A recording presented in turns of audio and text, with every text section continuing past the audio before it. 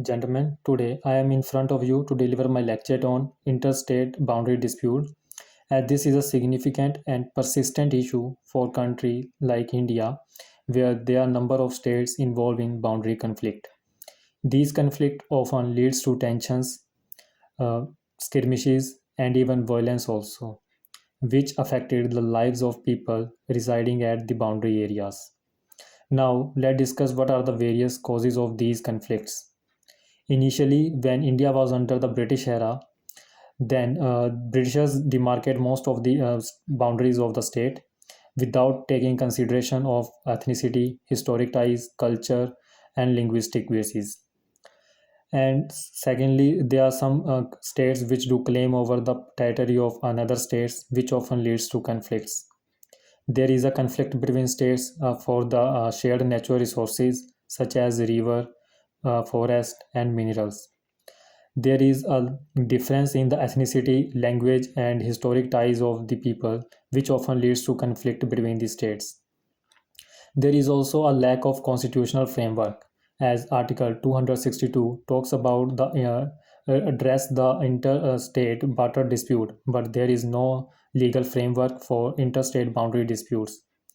There is also a lack of political will, as these unresolved issues for political parties they consider use it as a political tool to gather votes, which reduce their genuine efforts to resolve these issues.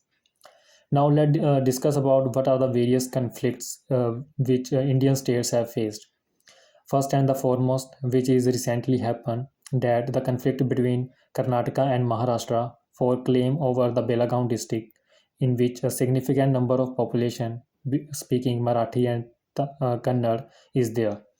Secondly, dispute between Karnataka and Tamil Nadu for the for the claim over the Kaveri water. And there is also the dispute between Assam and Meghalaya, which is a boundary dispute, and in which last year, recent past, there is a violence erupted. And the dispute between Assam and Mizoram, which is during the British era, as Mizoram claim the boundary according to 1875, but Assam claim boundary according to 1933. There is also a growing dispute between Haryana and Himachal Pradesh, as Haryana claimed the some region of Himachal Pradesh, which is known as Parvano region. So now let's talk about what are the various mechanisms taken place to resolve these issues. As these interstate disputes come under the jurisdiction of Supreme Court, so Supreme Court plays a significant role in resolving these disputes. On the other side, there is an interstate council establishment which provide the platform to discuss their issues between the states so that they can resolve most of issues through dialogue and diplomacy. And there is also a boundary commission is there to demarcate the boundaries between the state so that these disputes can be reduced.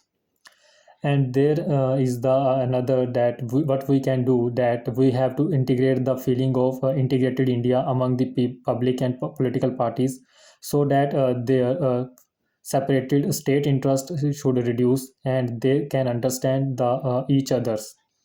And we have to demarcate the boundary according to local convenience and administration, which will take in consider into the linguistic and cultural ties of that population. So in conclusion, I want to say that this is the interstate boundary dispute is a contentious issue for country like India, which needs careful consideration to resolve it. There is a need for these concerned states to do dialogue and do negotiation for the resolving the conflict.